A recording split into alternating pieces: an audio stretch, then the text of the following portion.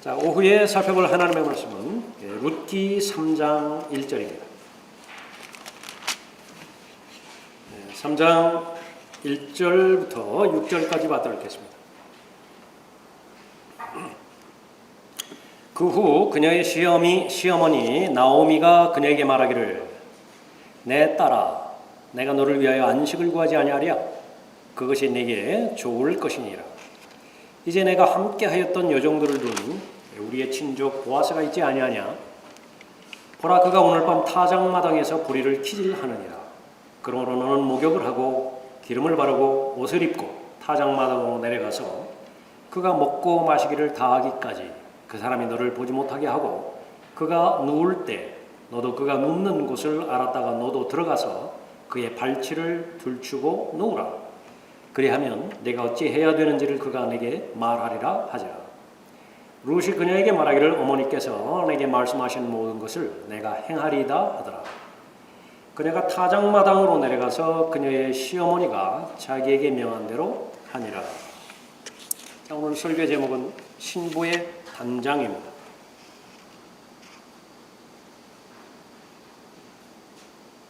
이제 본격적으로 룻이 결혼 준비를 하고 이제 보아스와 혼인을 하는 그런 장면을 이제 기록하는 것이죠. 하나님의 마음입니다. 하나님께서는 하나님의 자녀가 안식하기를 원하세요. 1절에 나와 있는 안식이죠. 그 후 그녀의 시어머니 나오미가 그녀에게 말하기를 내 딸아 내가 너를 위하여 안식을 구하지 아니하랴. 여기서 말하는 안식은 이제 특히 여자가 지금 일을 해야 되죠. 근데 그 일하는 것을 중단을 하고 남편을 만나서 혼인에 들어감으로 인해서 안정을 취하는, 그러니까 안식을 취하는 안식을 말하는 것입니다. 1장 9절에서도 그 안식이라고 하는 말, 평안이라고 하는 말로 이제 대제돼서 나왔는데 주께서 너희 각자가 자기 남편의 집에서 평안함을 얻도록 허락하시기를 원하노라. 두 며느리에게 한 말이에요. 이게 무엇을 원해요? 각자 너희 친정으로 돌아가서 때가 되어서 새로운 남자를 만나서 새로운 가정을 꾸밈으로 인해서 평안을 유지하라. 영어로 말하면 똑같은 rest입니다. take rest 할 때 rest예요. 안식을 구하는 것을 말하는 것입니다. 하나님께서 원하시는 것은 안식이에요. 수고하고 무거운 짐진 자들아 다 내게로 오라. 그러면 내가 너희에게 쉼을 주리라. 안식이에요. 그 부분도 rest입니다. 하나님께서 원하는 것은 고생하는 거 아니에요. 아주 무거운 짐을 지고 땀을 흘리면서 계속 나아가는 것이 아니라 하나님 안에서 쉬고 평안을 누리고 안식을 취하는 것을 말하는 것입니다. 그러기 위해서는 이제 배우면 돼요. 배우기 위한 전제 조건은 동행이죠.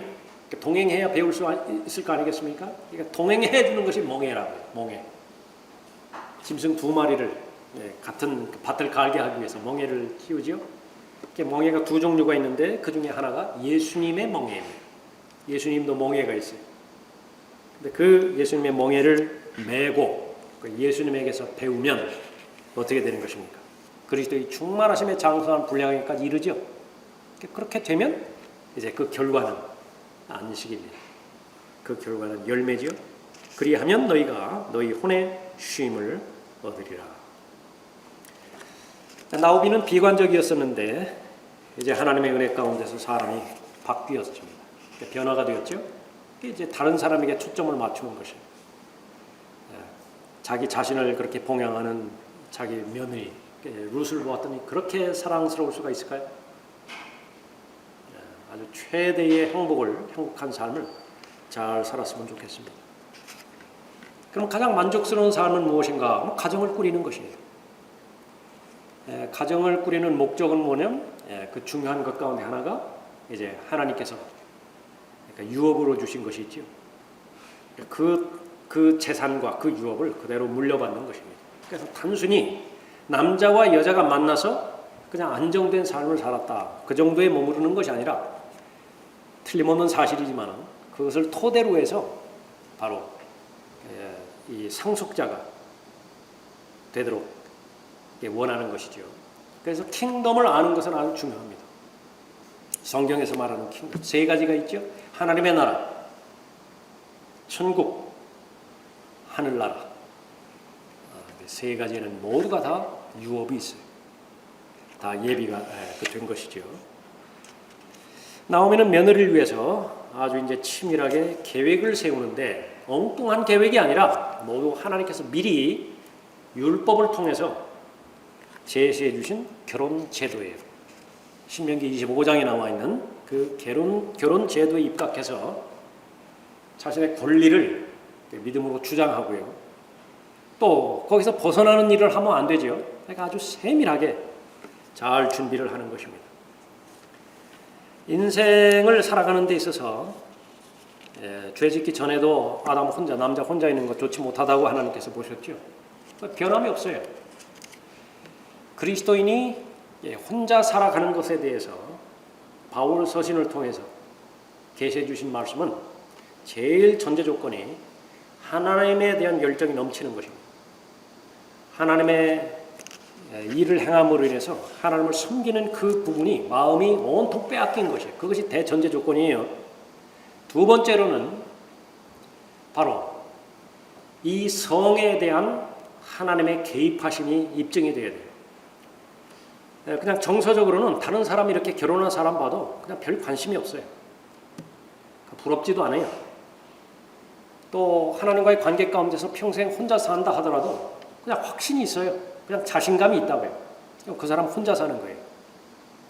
전제 조건이 두 가지라고 말씀을 드렸죠. 하나님의 사랑으로 또 하나님을 섬기고자 하는 열정으로 넘치는 사람입니다. 이것이 대전제 조건이 되지 않은 상태에서 결혼해 봐야 이렇게 생각하는 사람들이죠. 이렇게 생각하는 젊은이들이죠. 귀찮고 짐스럽고 그렇게 해서 나는 혼자 살란다. 하나님과는 아무 상관이 없어요. 오히려 범죄할 가능성이 매우 농후한 것입니다. 그것이 전제 조건에 대해서 바로 성으로 인해서 자기가 그렇게 많이 시험받지 않는 상태에 있다고 한다면 하나님 앞에 기도하고 또 주변에 영적인 그 지체들과 상담하고 목사 포함해가지고요. 그렇게 하면 그렇게 결정할 수 있어요. 그것이 아니라고 한다면 혼자 있는 것 좋지 않은 것입니다. 하나님의 때를 바라야 되고 또 하나님의 허락하심 가운데서 본문에서 보면 몇 구절 안 되지만요. 얼마나 적극적이에요. 나오미가 얼마나 적극적이에요. 이 결혼에 대해서. 룻 역시 마찬가지죠. 얼마나 적극적인 것입니까? 그렇게 해야 돼요. 소극적으로 경배를 드리는 그리스도인이 없을 거예요. 적극적이라고요. 최상의 경배를 드리고자 했을 것이라고. 구령할 때면 구령할 때, 섬기면 섬길 때, 성경을 공부하면 공부할 때 집중하죠. 그래서 너무나 잘하는 것입니다. 결혼 역시 마찬가지예요. 인생의 반려자를 구하는 데 있어서 하나님 앞에 전적으로 의뢰하고 또 하나님을 의지하고 또 하나님으로부터 확신을 얻는 것, 그것은 참된 믿음입니다. 참된 신앙이에요. 그러니까 두 번째, 세 번째로 밀려나서는 안 됩니다. 성경에서 무엇을 가장 중요하게 여겼는가? 여러분이 스스로 판단하실 수 있어요. 성경은 어디를 열어보아도 결혼에 대해서 중요하게 생각하고 있는 것입니다.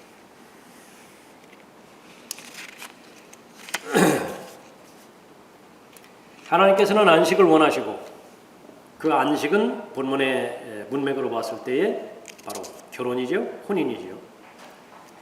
그것이 이제 결정이 되었다고 한다면 그 혼인은 하나님께서 지정해 주신 사람과 혼인해야 되는 것입니다. 하나님께서 원하는 사람이 있다고요. 인도해 주시는 사람이 있어요. 2절을 보십시오.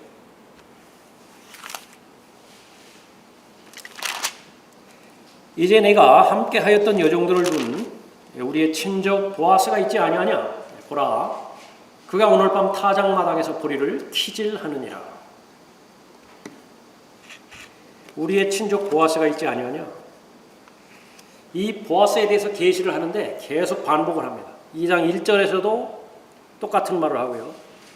또 2장 20절에서도 똑같은 말을 합니다. 그 사람은 우리에게 가까운 친족이며 우리의 다음 친척 중 하나니라. 2장 20절에서도 그렇게 언급하고 있죠. 그 친족이 얼마나 가까운 친척인지에 대해서는 말하지 않아요. 그러나 이제 다음번에 살펴볼 보아스보다 더 가까운 친척도 있습니다. 아마 여러 가지 면을 고려해 볼 때 보아스는 한 사촌쯤 될 것 같아요. 나오미 아들의 한 사촌쯤 될 것 같습니다. 자, 교리적으로 이 보아스는 주 예수 그리스도를 예표하고 있죠. 예수 그리스도는 어떤 분이신가? 타작마당에서 보리를 키질하고 계시는 분입니다. 알곡과 쭉정이를 나누시는 분이세요. 곡식을 모두 이제 추수하죠. 그 다음에는 타작하고 털곡합니다. 또 쭉정이와 알곡을 구분을 짓죠. 그 과정을 보면은 이제 언덕에 그 예루살렘이라든지 베들레헴이라든지 모두가 다 그 언덕 위에 있는 그런 성읍이죠. 이제 언덕 위에 보면 평평한 곳이 있습니다. 제일 먼저 해야 되는 것은 그 울퉁불퉁한 평지를 메꿔야 돼요. 들어가는 곳은 이제 흙으로 갖다가 이제 메꿔서 가능하면 평평하게 그렇게 잘 땅을 고르는 것이죠. 탈곡을 하는 데 있어서 숫소가 동원하기도 하고요. 동원되기도 하고 나귀가 동원되기도 합니다. 무거운 것을 이제 그 나귀에다가 메어놓고 그다음에 가운데를 중심으로 해서 이제 빙빙빙빙 돌리죠. 그러면 그 줄기에서 그 이삭 나닷들이 이제 떨어지는 것이에요. 그럼 또 그 나달로 말한다고 한다면 그 쭉정이에서 껍질이 이제 이렇게 분리가 되어지는 것이죠. 그 언덕 꼭대기니까 이제 바람이 부는데 그렇게 센 바람은 불지를 않습니다. 이 추수 때가 되어지면 지중해로부터 이제 바람이 불어오죠. 키 보셨어요? 우리 어린 지체들? 평평한 것으로 이렇게 우리말로 하면 이렇게 키라고 그러죠. 이렇게 이제 까부른다고 이렇게.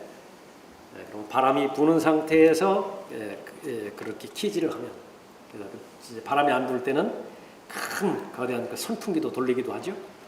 그러면 가벼운 쭉정이는 이제 멀리 가서 떨어지고, 그보다 무게가 나가는 그 알곡은 바로 그 앞에 그렇게 떨어지죠. 자연스럽게 구분이 되어지는 거예요.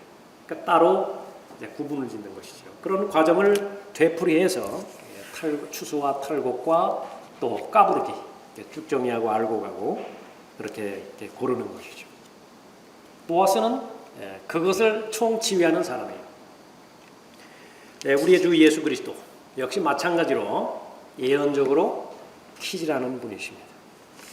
다니엘 2장 35절에서 그 철과 진흙과 놋과 은과 금이 함께 산산이 부서져서 여름 타작마당에 쭉정이같이 되어, 유대인이라면 이 표현을 모르는 사람이 없어요.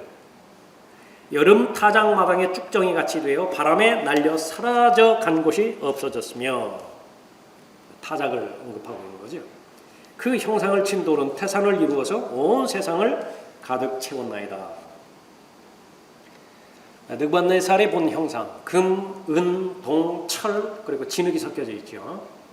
그 사람이 만든 모든 제국들, 각 이방인의 왕국들을 대표하는 것인데, 마지막 왕국, 철과 흙으로 이루어진 마지막 왕국은 적그리스도의 치하에서 통치되어지는 바로 유엔을 말하는 것입니다. 이 유엔에 대해서 성경에서 언급하는 것은 모두가 다 부정적이에요. 하나님은 계획이 있으시다. 그 계획은 무엇인가? 민족들을 모으는 것이라고 말씀하고 있습니다. 모으는 목적은 무엇이에요? 알곡들을 창고에 드릴 목적이 아니라 쭉정이에 해당되는 것이니 불태우는 그런 목적으로 모으는 것입니다. 쭉정이는 꺼지지 않는 불로 그렇게 태우는 것입니다. 이는 내 결심이 민족들을 모으는 것이니 내가 왕국들을 모아서 그들 위에 내 분노 곧 나의 모든 경로를 쏟으리라. 이는 온 땅이 내 질투의 불로 삼켜질 것입니다. 그리스도인은 예수 그리스도와 혼인한 사람이죠. 그래서 로마서 7장에서도 교리적으로 언급한 것처럼 제일 먼저 혼인해야 되는 결혼은 예수 그리스도와 혼인하는 것입니다. 우리의 보아스는 주 예수 그리스도이세요. 그러나 우리는 교리적으로 보면 이미 결혼한 사람이죠. 원치 않는 결혼이었다고. 내 혼과 내 육신의 죄들의 몸이 들러붙은 것이 그런 상태에서 태어난 것입니다. 거기는 자유가 없어요. 거기는 어떤 안식도 없습니다. 쉼도 없어요. 화평도 없어요. 그러나 간구한다고. 나도 자유로운 삶을 좀 살아봤습니다. 나도 안식하는 삶을 누려보았습니다. 그러나 잘못된 남편과 붙어있는 한 죄로부터 자유로울 수 없기 때문에 죄는 어떠한 형태로든지 자유를 허락해 주지 않죠. 노예라고요. 종으로 살아갈 수밖에 없는 것입니다. 방법은 하나밖에 없는데 그 남편이 죽어야만 돼요. 그 방법 외에는 없어요. 무슨 계약 결혼에 적용되는 것도 아니고요. 어떤 기간이 지나면은 무엇이라고 그러죠? 요즘들 얘기를 하던데 법상으로는 그냥 놔두고 따로 사는 거 있잖아요. 워낙 관심들이 없으시니까 그런 것도 아니고, 그런데 예수 그리스도께서 실제적으로 그 육신의 죄들의 몸의 자리에 서셔서 죽으셨죠. 나를 대신해서 죽으신 거예요. 법으로부터 해방된 것입니다. 내가 그렇게 흠모하고 내가 그렇게 사모하던 그분과 이제 혼인할 수 있는 자격이 된 거예요. 바로 룻의 위치라고. 정말로 그렇게 열망하던 그분과 혼인하게 되었는데 그분은 절대로 거절하지 않으셔요. 내가 프로포즈 하는데 절대로 거절하지 않으신다. 그래서 나는 예수 그리스도와 함께 혼인하게 된 것이죠. 자, 그렇게 시작된 것이 그리스도인의 삶인데 이제는 또 하나의 결혼, 또 하나의 혼인, 그것을 하나님께서 원하시는 것이죠.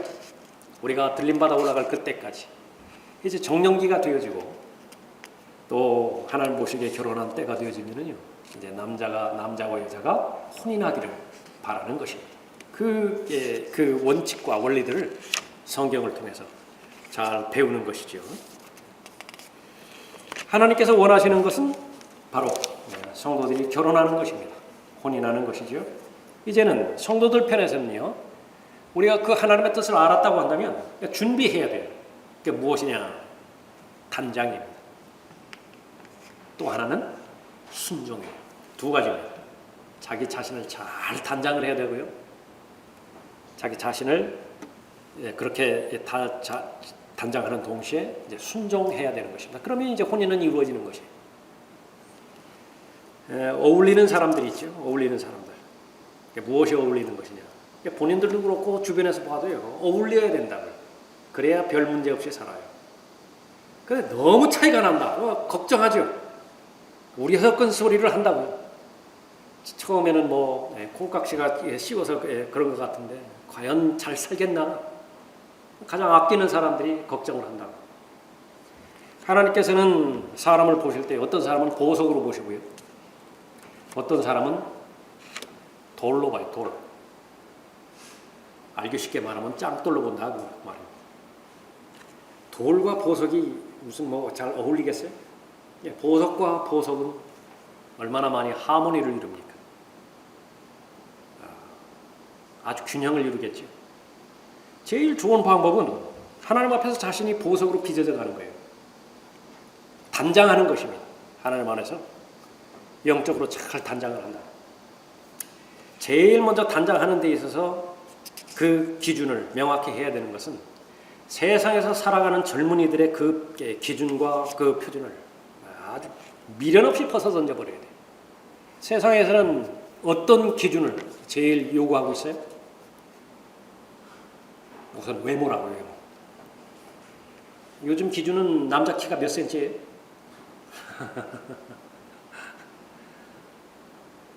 외모가 잘 있어야 돼요. 더 나아가면 또 이제 그 사람이 얼마나 많이 배웠는가, 배움의 정도죠. 또 가진 정도이죠. 될 수 있으면 그 사람 전문 직업 가지면 좋다고 그러잖아요. 사람들은 그 상대를 찾아서 헤맨다. 세상적인 기준입니다.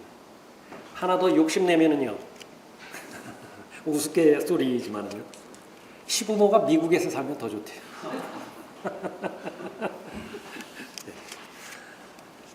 영적인 그리스도인은 그 부분으로부터 완전히 벗어나야 됩니다. 하나님 보시기에 아름다운 대상의 조건이 무엇이냐, 그것을 아는 거예요. 그게 믿음이 필요합니다. 그러니까 그 믿음으로 필요했을 때 그 하나님의 기준에 적합하게 될 수 있도록 자기 자신을 잘 단장하는 것이에요. 3절 보십시오. 그러므로 너는 목욕을 하고 기름을 바르고 옷을 입고 타작마당으로 내려가서 그가 먹고 마시기를 다하기까지 그 사람이 너를 보지 못하게 하고 그가 누울 때 너는 그가 눕는 곳을 알았다가 너도 들어가서 그의 발치를 들추고 누우라. 그리하면 내가 어찌 해야 되는지를 그가 내게 말하리라. 룻이 이삭을 줍다가 돌아왔죠. 이제 얼마나 그 옷차림이, 그 행색이 초라하겠어요. 그러나 이제 나오미는 새롭게 룻에게 말할 때에 신부로서 단장하라라고 그렇게 직접적으로 말하는 것입니다. 목욕을 하고 제일 중요한 것 가운데 이제 그 시작의 첫 번째가 이제 목욕이라 그렇게 언급하고 있죠. 유대인들은 모세의 율법 아래에서 어떤 의식을 행할 때 반드시 목욕을 요구를 합니다. 심지어는 이 서기관들도요. 성경을 필사하면서 갈 때 하나님의 이름이 나올 때는 다시 한번 목욕하고 와서 쓴다 그러잖아요. 목욕을 요구하는 것입니다. 구약의 제사장들이 하나님 앞에 부정한 모습으로 나오면 다시 깨끗한 모습으로 나오지 않으면 죽을 수도 있어요. 출애굽기 30장 17절 이후에 보면. 그래서 거룩함에 대한 인식은요 아주 너무나 철저한 상황입니다. 깨끗해야 된다, 거룩해야 된다. 하나님 앞에 나아갈 때 고린도후서 7장 1절에서도 말씀하십니다. 그러므로 참으로 사랑하는 자들아, 우리가 이러한 약속들을 가졌으니 하나님을 두려워함으로 거룩함을 온전히 이루어 육과 영의 모든 더러움에서 우리 자신을 깨끗하게 하자. 무슨 청문회하고 할 때 도덕적인 결함을 계속해서 들추어내죠. 어떤 경우에는요, 좀 그런 점과 흠이 있다 하더라도 능력만 있으면 되지. 사람들 그렇게 생각할지 몰라요. 또 그럴 수도 있을 것 같습니다. 사람이 사는 세상에서는 그럴 수 있어요. 그러나 하나님의 영역에서는 절대로 받아들여지지 않습니다. 아무리 연약하고 아무리 보잘것없다 하더라도요, 하나님께서 쓰시는 사람은 반드시 깨끗한 사람만 쓰십니다. 정결한 사람만 쓰세요. 그러나 다른 모든 사람들도 동일하게 능력 있는 사람으로 평가를 한다 하더라도요, 그 사람의 흠이 있어요. 예수 그리스도의 보혈로 해결돼야 될 그런 부분이 있는데 본인만 알고 있지만 본인이 그것을 해결하지 않아요. 그럼 하나님께서 유보하시는 것입니다. 그것이 해결될 때까지 하나님께서는 사용하지 않으시는 것입니다. 목욕을 하고 그렇게 언급하고 있죠. 기름을 바르고 그렇습니다. 자신의 몸을 보호하고 또 병을 치유할 때 좋은 향내를 풍기고자 할 때에 기름을 사용합니다. 그 기름을 바른다는 것은 우리 삶 속에서 거하시고 우리 삶 속에서 역사하시는 성령 하나님을 가르치는 것을 말하는 것이죠. 향기, 우리 모두가 다 하나님 앞에서 그리스도의 향기라고 고린도후서 2장 15절에서 말씀하고 있죠. 옷을 입고 신부복을 말하는 것입니다. 첫사람의 범죄 이후에 사람이 그 옷을 만들어 입었는데 이것은 무화과 옷으로 잎사귀로 옷을 만들어 버렸죠. 그런데 그러한 옷을 가지고서는 죄를 가리지 못해요. 하나님께서 죄인들을 용서하시고 거기에 합당한 옷을 입혀 주셔야 되는 것인데 그것은 바로 예수 그리스도의 옷이죠. 그리스도로 옷 입어야 되는 것입니다. 그 이후에 계속해서 새 사람으로 계속 옷 입어야 되죠. 그럴 때 대전제 조건은 옛사람의 옷, 겉옷, 그것은 반드시 벗어버려야 돼요. 그러니까 그 상태에서 이중으로 옷을 입을 수는 없습니다. 옷을 입고 그렇게 보는 것이에요.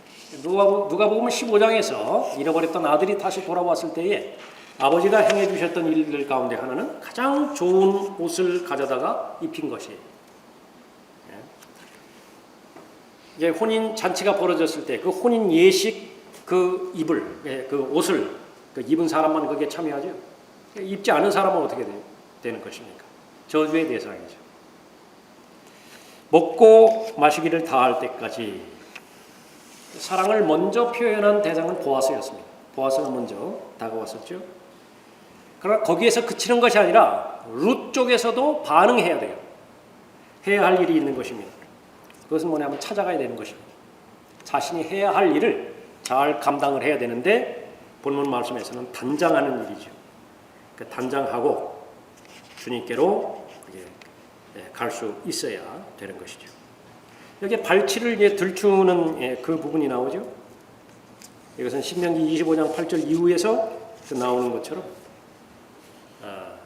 바로 이 하나님께서 허락해 주신 이 결혼에 해당되지는 법, 그 법에 나와 있는 내용입니다.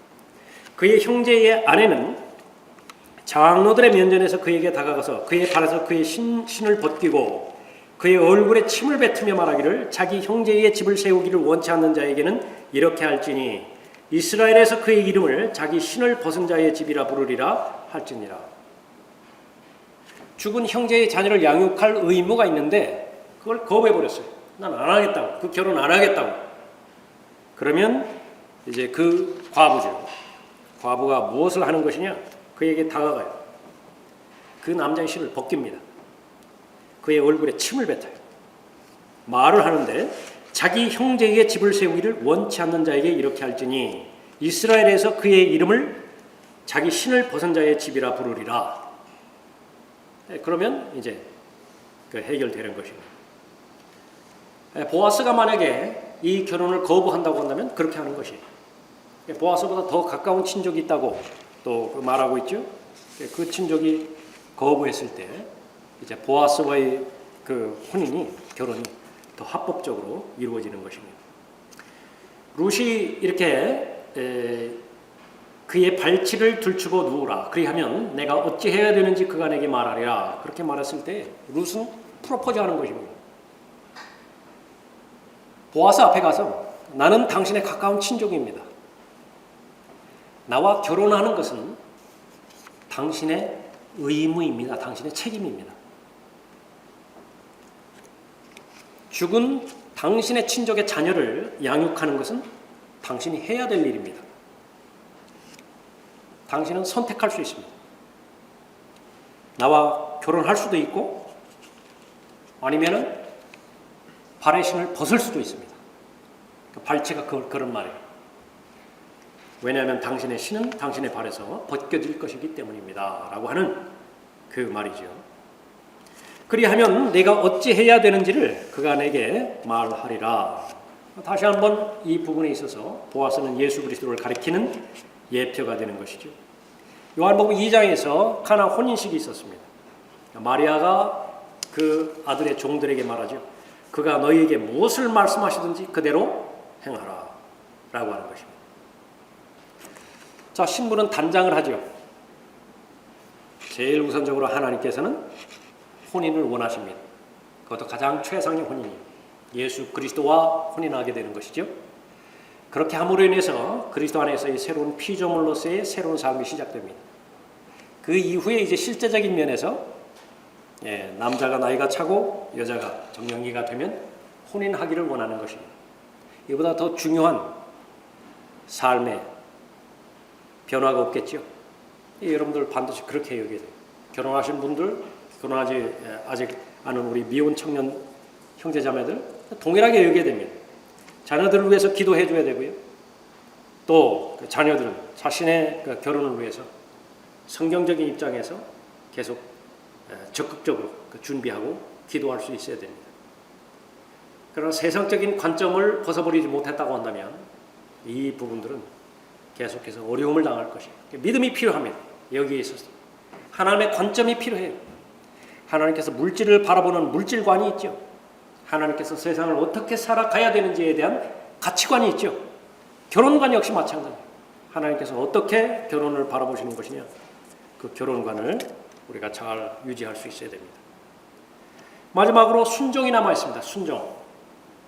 다 잘 단장을 하고요. 단장만 하면 어떻게 돼요? 계속 단장만 하면 어떻게 돼요? 이제 결정을 할 때 결정을 해야 되겠죠? 5절 보십시오. 룻이 그녀에게 말하기를 어머니께서 내게 말씀하신 모든 것을 내가 행하리이다 하더라. 여기는 의지가 포함됐어요. 자신의 정서라든지 자신의 마음의 상태라든지 그것은 두 번째, 세 번째로 놔두었습니다. 6절에 그녀가 타작마당으로 내려가서 그녀의 시어머니가 자기에게 명한 대로 하니라. 룻은 순종할 것을 약속을 했습니다. 나오미가 구체적으로 지시를 할 때에 기꺼이 따랐어요. 하나도 놓치지 않았습니다. 주님께 왜 기꺼이 순종하는 것이 중요한 것인가? 내 몸을 하나님 앞에 드리는 것이 왜 중요한 것인가? 알려주시지 못할 내용이 없기 때문에 그래요.